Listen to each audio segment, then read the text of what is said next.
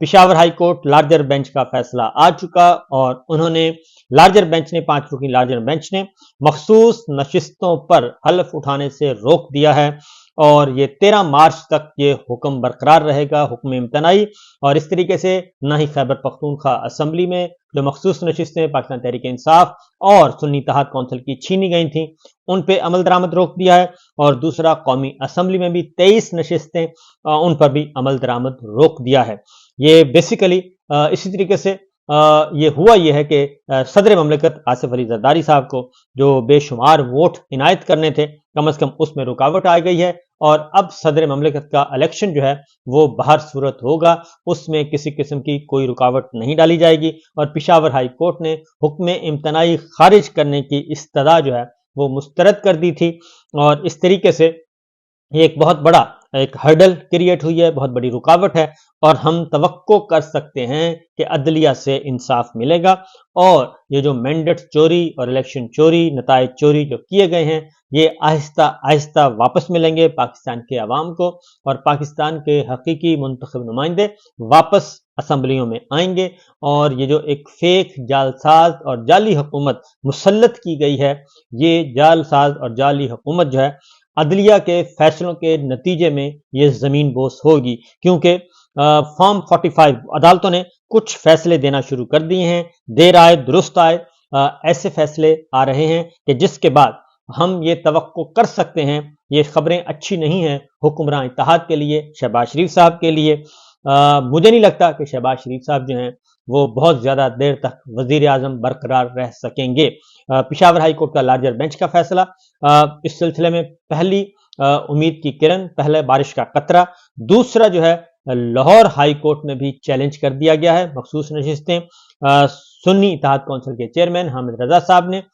پنجاب کی جو مخصوص نشستیں ہیں ان کو بھی چیلنج کر دیا ہے، الیکشن کمیشن کے اقدام کو، اور بہت سارے لوگوں کو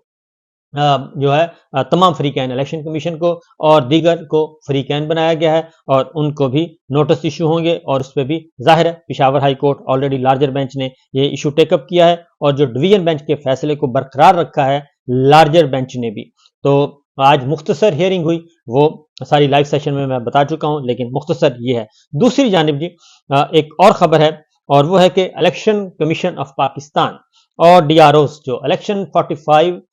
جو فارم 45 جو ہے اور مستند ریکارڈ نہیں دے رہے تھے، آج وہ بھی حکم دیا گیا ہے کہ وہ بھی جاری کیا جائے. الیکشن کمیشن مستند ریکارڈ جاری کرے، سرٹیفائیڈ کاپیز جاری کرے، تاکہ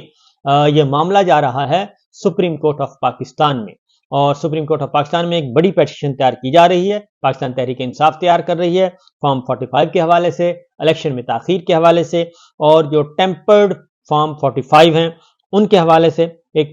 میجر پیٹیشن تیار ہو رہی ہے. اور اس بات کا قوی امکان ہے کہ وہ اب سپریم کورٹ میں دروازہ کھٹکھٹایا جائے گا اور اس ایشو کو ٹیک اپ کیا جائے گا. اس کی وجہ یہ ہے کہ کور کمانڈرز کانفرنس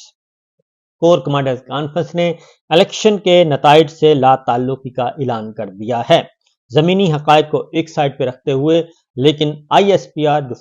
پاک فوج کے انڈیویجولز کو چھوڑ دیں آپ کہ انڈیویجولز نے کیا کیا، وہ ایک الگ حقیقت ہے، لیکن جو پاک فوج کی آواز ہے، مسلح افواج کی آواز ہے، جو D G I S P R جو کہ ترجمان کہلاتے ہیں مسلح افواج کے، ان کی طرف سے جو سٹیٹمنٹ آئی ہے کور کمانڈرز کانفرنس کے بعد، انہوں نے الیکشن نتائج سے اپنے آپ کو علیحدہ کر لیا ہے، لا تعلقی کا اعلان کر لیا ہے. اور اس لیے اب پاکستان تحریک انصاف نے یہ مطالبہ کیا ہے کہ وہ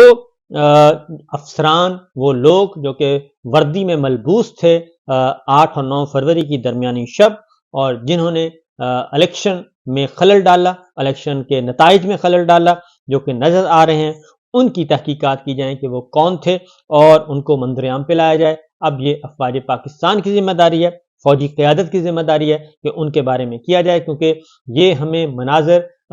پشاور، کور کمانڈر پشاور کے ایریا میں نظر آئے، اور کور کمانڈر کراچی کے ایریا میں نظر آئے، کور کمانڈر پنڈی کے ایریا میں نظر آئے، بہت زیادہ آئے، اور کور کمانڈر لاہور کے ایریاز میں یہ سارے مناظر ہمیں بہت زیادہ دیکھنے کو ملے، اور کیونکہ جتنی بھی انوالومنٹ تھی اسی ریجن میں ہوئی ہے.